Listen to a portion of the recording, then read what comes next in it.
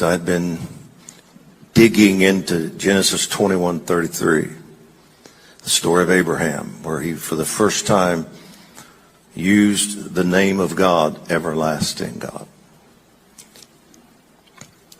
And that had captivated me. I thought, why did he come up with, use a new name that had never been used to call on God? Elohim didn't satisfy him. Yahweh wasn't the right word or name. They all have meanings. El Shaddai just didn't do it. Adonai wasn't right. I need a new name. And he said, you're Olam. You're Olam El, everlasting God. And it doesn't just mean that God is eternal. It means that he's the God outside of time, who lives in eternity, the timeless realm. One lexicon says it means the most distant times both ways, past and present and future. But that really, even that definition violates the concept of Olam, because anytime you use the word time to define it, you just violated it, the concept of Olam. You can't use the word time, even distant time. He's the God of eternity that is outside of time, that sees yesterday, today, and forever all at once. Isaiah 46:10 says he declares the end from the beginning. God is the only person that doesn't start at the beginning. He starts at the end. He sees the end, and he declares the end from the beginning. And then he backs up and begins to unfold the process. So because he declares the end from the beginning, he's never trying to figure out anything. He never finally gets around to anything. He never finally decides anything. He's always moving toward what he's already seen. So before the fall ever took place, he had prepared the cross, the lamb. Isn't that awesome? He's never trying to figure out, how can I outsmart the devil? He's already outsmarted the devil before the devil's made his move.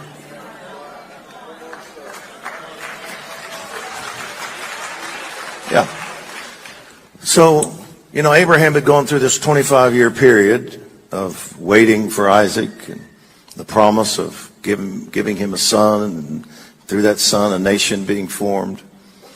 And he'd had his ups and downs. Even though he was a man of great faith that didn't waver, that was at the end. He did waver in the beginning.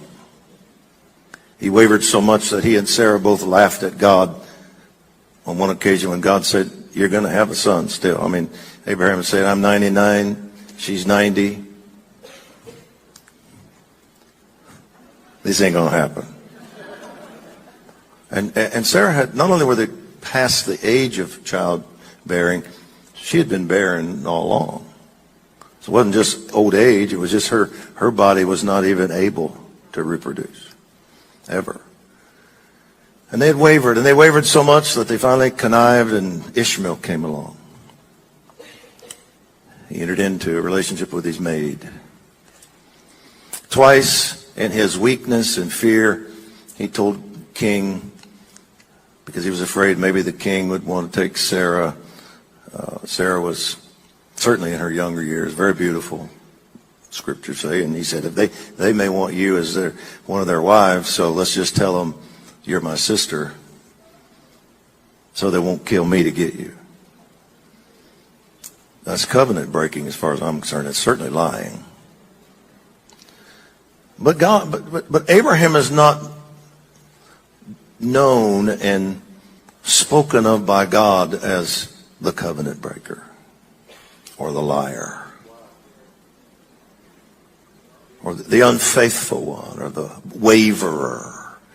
Because God, even when he calls us, when he called Abraham, and he can look ahead and say, he's going to mess up here. Yeah. But I've already seen the end. And I know that I can clean all that up and I can transform this man and I can put what I need in him. And when all's said and done, he won't be the covenant breaker. He'll be the covenant keeper. And he won't be the liar. He'll be my friend. And he won't be the wavering man that has to connive with his wife's maid. He'll be the he'll be the father of faith. And Abraham was saying, you know, the God who's outside of time that can cleanse my past, get me to the future he saw for me. Even in spite of my failures, he can navigate me through all that. How did you do that? And he calls on the God who can heal the past, deal with the present, and guarantees the future. And the Lord said to me, if you're going to take out the giants, one of the gloves you're going to have to wear is a faith that I'm bigger than your failures. And then when I called this nation to be the greatest stronghold beachhead on the planet for the gospel, don't miss that, please. The strongest, greatest base, beachhead for the gospel of Jesus Christ on planet Earth. When I called this nation to be that, I knew she would fail. I knew there would be broken covenants with the native people. I knew the slavery issue would come. I knew 60 million babies would be aborted. But I know that my blood can cleanse from all of that. And I looked ahead and I saw I can get this done through this nation. And I tell people my faith is not in America's goodness. And when people decry our past and say, God can't, I say, my faith is that the blood of Jesus cleanses from all sin and unrighteousness, all of it. But in the early 2017, I had, I would often go to the verse and read Genesis 21:33, and it happened in Beersheba, a place called Beersheba, means the well of covenant. And I probably read it hundreds of times. Just think about it, meditate on it. But the Lord said, I want you to go to Beersheba again. And I started to open my Bible. And he said, no, I don't want you to go to Beersheba in the Bible. I want you to go to Beersheba. I want you to go to that well, to that place. I have an impartation for you there. It's time to get the gloves. At a new level.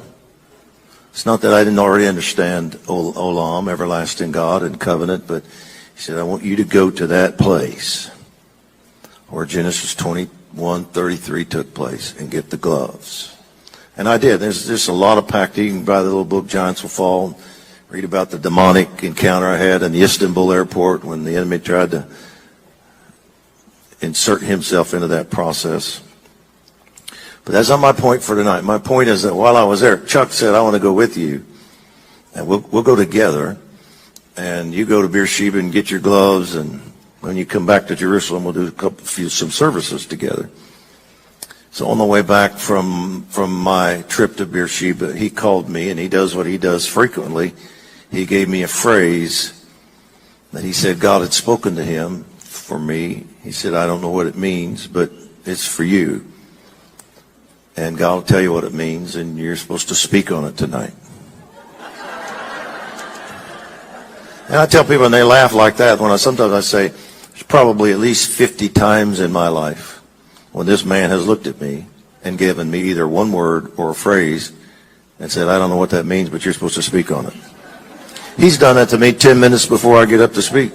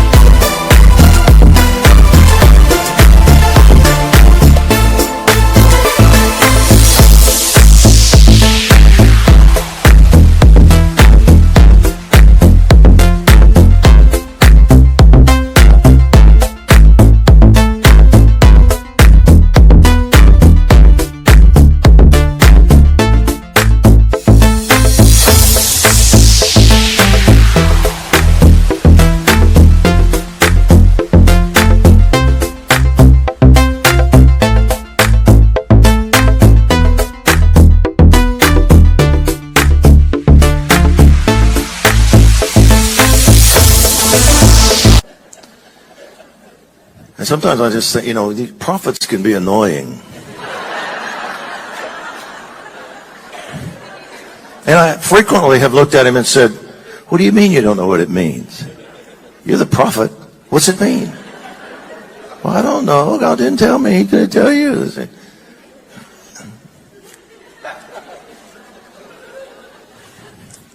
But I've learned to listen, and I've also learned why God does that. Because if he rattles off a one line, this is what it means, that's all I get. But if I press into that word and start meditating and praying in the Spirit and listening, it just sort of, a lot of times it opens up a realm of revelation. So I learned to do that. I've received on the 50-state tour hour-long messages in 5 minutes that I've never preached before, because he looked at me and said, I'm hearing this word.